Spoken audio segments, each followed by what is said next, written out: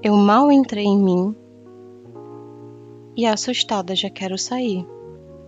Eu descubro que estou além da voracidade. Sou um ímpeto partido no meio. Mas de vez em quando eu vou para um impessoal hotel, sozinha, sem nada o que fazer, para ficar nua e sem função. Pensar é ter função? Ao pensar verdadeiramente, eu me esvazio. Então eu vou para o meu castelo. Vou à minha preciosa solidão, ao recolhimento. Estou toda desconjuntada, mas já consigo perceber um brilho no ar, um sortilégio. Minha sala é um sorriso. Esse trecho está no livro Um Sopro de Vida, do romance póstumo escrito pela Clarice Lispector. A Clarice, para quem não a conhece, foi uma escritora ucraniana, mas que muito jovem veio para o Brasil. Então toda a sua carreira e consolidação enquanto escritora aconteceu enquanto Clarice estava em solos brasileiros. Eu não sou uma grande conhecedora das obras da Clarice Lispector. Eu acho que eu já li uns 3 ou 4 livros dela. Mas apesar disso, eu gosto bastante. É uma autora que me fascina. E me fascina principalmente pela capacidade que ela tem de desdobrar dentro dos próprios livros questões tão profundas e tão íntimas que às vezes eu acho que a gente fica pensando, nossa, isso são claramente vozes da minha cabeça, sendo refletidas como claramente vozes da cabeça das personagens. Então eu acho isso muito fantástico. E além disso, que é o ponto central de trazer a Clarice Lispector para esse nosso grande castelo, é o fato de que a Clarice Lispector sempre trata temas grandes e complexos. E um desses temas é a solidão. Ao longo das suas obras, pelo menos das que eu li, ela sempre fala da relação das personagens enquanto solitárias, né? Seja da solidão da Macabeia, que precisou mudar de cidade e ganhar a vida em outro lugar, seja da solidão da GH, que também está ali naquele momento introspectivo de renovação, de vida, né, de um grande castelo interior. A Clarice sempre traz o tema da solidão à tona. E hoje eu quis me inspirar nela, para a gente fazer um pouquinho do castelo em cima do que seria a grande solidão das nossas vidas. Oi, eu sou a Vi, e esse é o Altos Castelos, um lugar onde a gente adentra as escadarias do nosso palácio mental para levantar mais uma torre cheia de ideias. Vamos lá! É muito comum que quando a gente fale de solidão, sempre seja associado no coletivo comum essa ideia de uma pessoa solitária, triste, dentro de um quarto escuro, aquele típico adolescente emo, ouvindo Simple Plan, revoltado contra o mundo. E quando a gente quer falar de uma coisa positiva em torno da própria companhia, a gente tem usado o termo da solitude. Mas eu acho que talvez seja um pouco injusto tratar o sentimento da solidão, que é um sentimento tão complexo, dessa forma maniqueísta, de dizer que só existe o preto no branco ou a solidão e a solitude. Acho que a gente consegue dar um pouquinho mais de profundidade nesse castelo e entender por que a solidão incomoda tanto quando a gente não consegue reconhecer a solidão enquanto impulso. Durante toda a minha vida, eu sempre fui parte do fã-clube da solidão. Primeiro, que eu sou filha única da minha mãe. Então, eu vivi a minha vida inteira passando por grandes momentos canônicos dos filhos únicos, como, por exemplo, jogar banco imobiliário comigo mesma. O que me gerou grandes frustrações na minha infância, porque era muito chato eu não consegui comprar o Morumbi de mim mesma, ao mesmo tempo que eu tinha que sair da prisão e gerenciar o meu dinheiro no banco. mas talvez isso tenha me feito ter uma responsabilidade financeira aí, galera. E vivi outros momentos também na minha vida pautados na solidão. Como, por exemplo, alguns anos atrás, vivi outro evento canônico na vida adulta, que é o de sair do meu estado natal por conta de um emprego e ter que recomeçar a vida sozinha, sem minha família, sem os meus amigos, sem o meu amor, e lidar com essa solidão. O fato é que todo lugar que a gente vai, toda TV que a gente assiste, todo TikTok que a gente rola, sempre faz questão de reiterar o fato de que o ser humano é um ser social.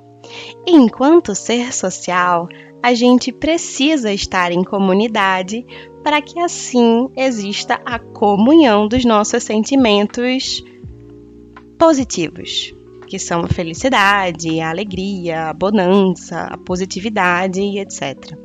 Então a gente vê desde a psicanálise, que afirma que a gente só se consolida enquanto ser no outro, ao filme que toca a música do Ed Vedder dizendo que a felicidade só existe quando é compartilhada. O fato é que a ideia de solidão sempre é vendida pra gente como uma ideia ruim, porque a solidão, ela oferece ser esse espelho que coloca a gente em frente a nós mesmos e que muitas vezes faz com que a gente consiga observar e refletir, literalmente, usando a metáfora do espelho, aquilo que a gente não consegue enxergar, porque tudo à nossa volta está sempre muito barulhento. Então, pensar na solidão enquanto esse grande espaço vazio, enquanto esse vácuo que vai dissipar, a propagação da matéria, é uma forma de fazer com que a gente desacredite na possibilidade que a gente tem de perpetuação em nós mesmos. E por que eu acho tão importante a gente fazer esse castelo em cima da solidão? Porque eu acho que é aí que a gente vai começar a entender de que forma a gente está se relacionando e criando comunicação e conexão entre a gente. O nosso cérebro é um grandíssimo de um preguiçoso. Então ele nunca vai querer correr pelo caminho mais longo se ele puder fazer ali uma conexãozinha rapidinha e gastar menos energia para poder fazer isso. Então, é muito natural que se eu falar aqui para você, claro, você pensa em escuro. Que se eu falar para você seco, você vai pensar em molhado. Então não é nem um pouco difícil que quando eu fale de solidão, automaticamente a gente pense em todo o nosso ciclo de relações sociais.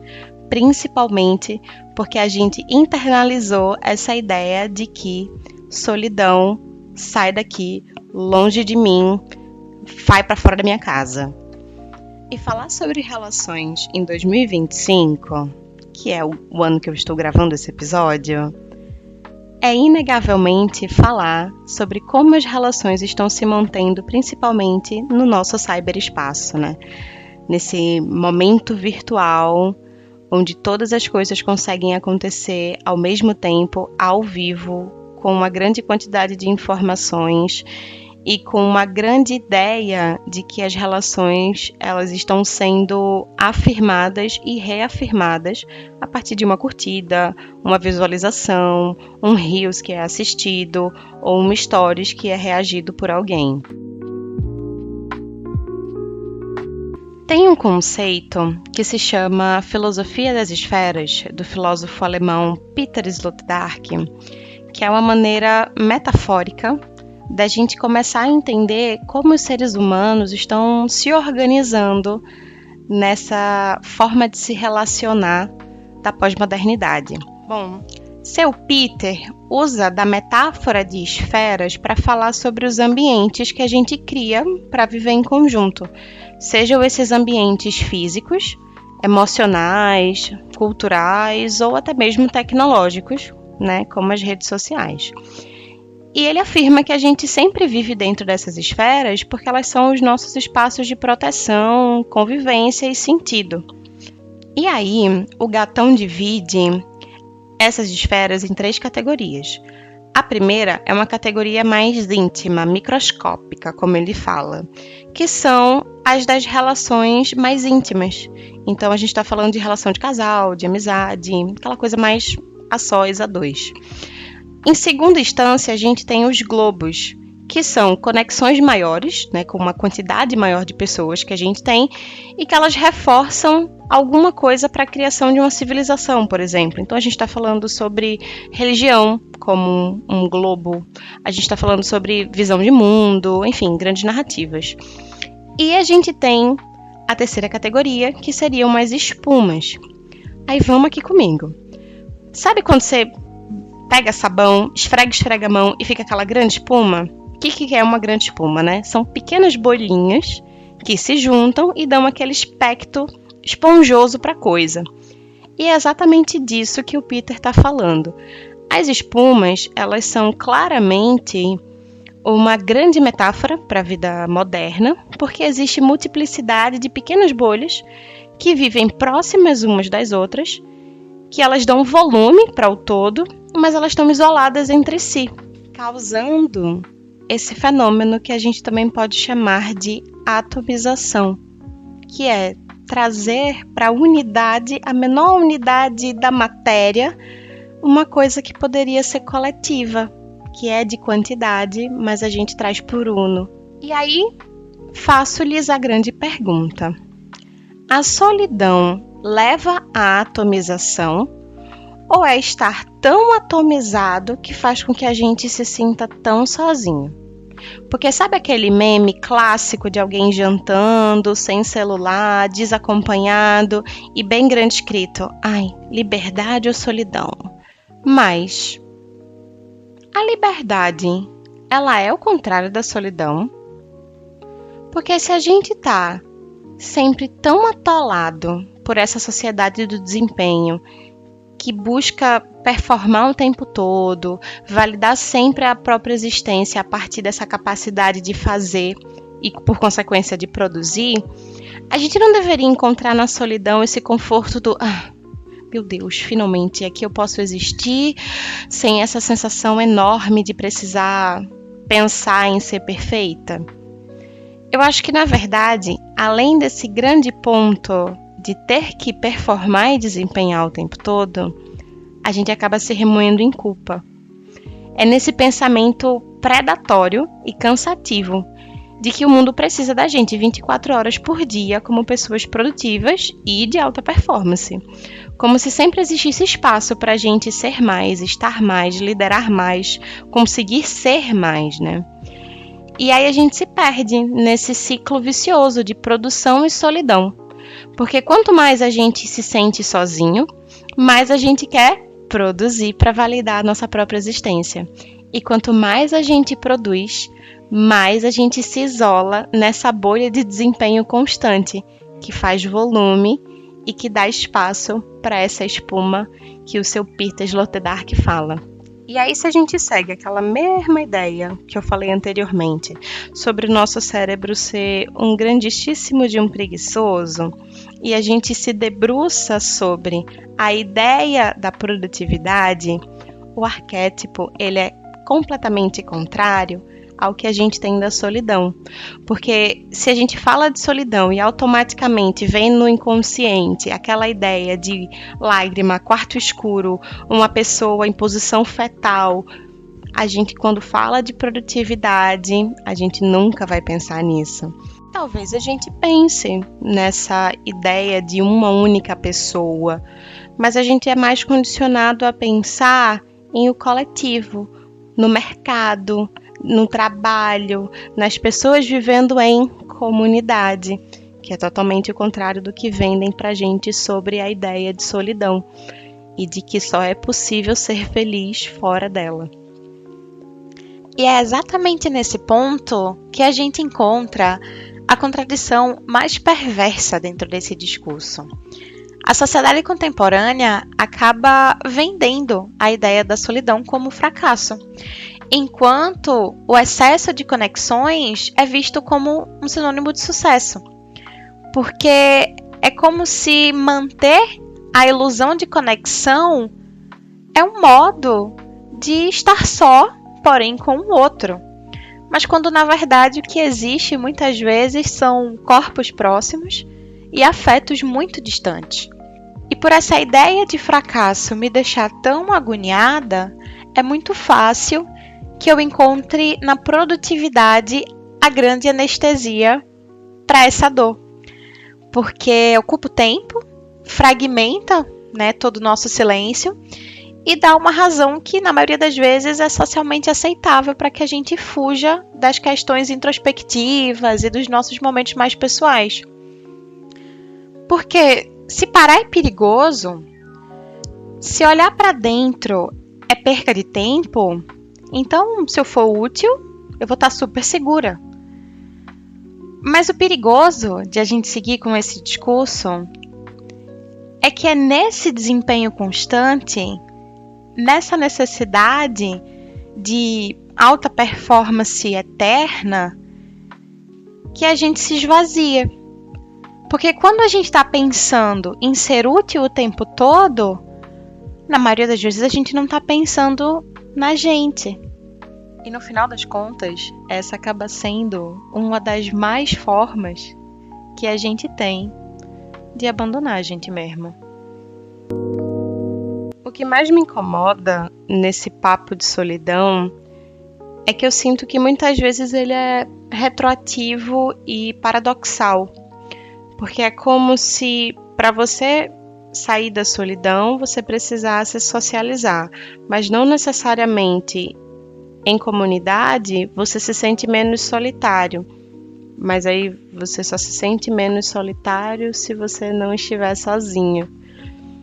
Mas eu não sei se essa é a grande verdade, ou se esse é o caminho que a gente realmente devesse castelar sobre, sabe? Talvez o primeiro passo seja tentar fazer o que a gente está fazendo aqui. Castelar sobre a ideia de solidão dentro da nossa própria vida. De que forma a gente é atravessado pelas questões de solidão e como isso é expressado dentro da nossa própria existência, no nosso cotidiano, na nossa rotina. Como eu comentei, por ter sido uma criança bastante solitária, eu acabei desenvolvendo algumas habilidades, né? Como, por exemplo, escrever, porque nem sempre eu tinha alguém para desabafar e falar sobre as coisas que estavam se passando dentro da minha cabeça. E aprender a escrever de uma forma que pudesse contemplar o que eu estava sentindo era bastante importante naquele momento, porque era uma forma de eu conseguir desassociar um pouco, né? E encontrar dentro da minha solidão uma nova perspectiva de existência e de propósito. Acho que no final das contas, o que amedronta tanto a gente na solidão, muitas vezes, não é nem a ideia de que a gente não vai conseguir potencializar a experiência, que seria realmente o fato de compartilhar com o outro, né? Do não estar sozinho enquanto indivíduo, enquanto unidade. Mas sim, o fato de que é na solidão que muitas vezes a gente consegue ouvir aquela voz que grita saudade, que grita descanso, que grita vergonha, que grita medo e que lembra da gente e de todas as coisas que a gente foi fazendo ao longo do caminho por quem a gente realmente é e do que a gente realmente é feito. Mas é muito importante a gente estar só nesses espaços para que a gente possa nascer. Drummond dizia que a gente nasce e morre só, e que todo o resto além disso talvez seja uma grande fantasia. Eu não lembro, mas, baseado em bastante empirismo, Eu acho que nascer dói. É natural que a gente tenha medo de nascer. A gente só nasce uma vez e a gente nasce gritando, com fome, com frio, todo cagado, sem saber quem a gente é, careca, se sentindo mega frágil, com a moleira aberta. Então, talvez seja uma memória residual, ancestral, de que nascer realmente é aterrorizante, mas abre espaço para a gente existir. E é nessa existência que a gente encontra um berço perfeito para a criação, para pensar, para respirar, para existir de fato, né? E nesse espaço entre o medo e a liberdade que a gente encontra a chance de descobrir que estar só também pode ser um grande lugar de potência. Bom, e esse foi o nosso primeiro grande castelo. Espero que isso possa ter te tocado de alguma forma, te feito refletir. E se não, a gente se encontra na próxima castelada. Fechou?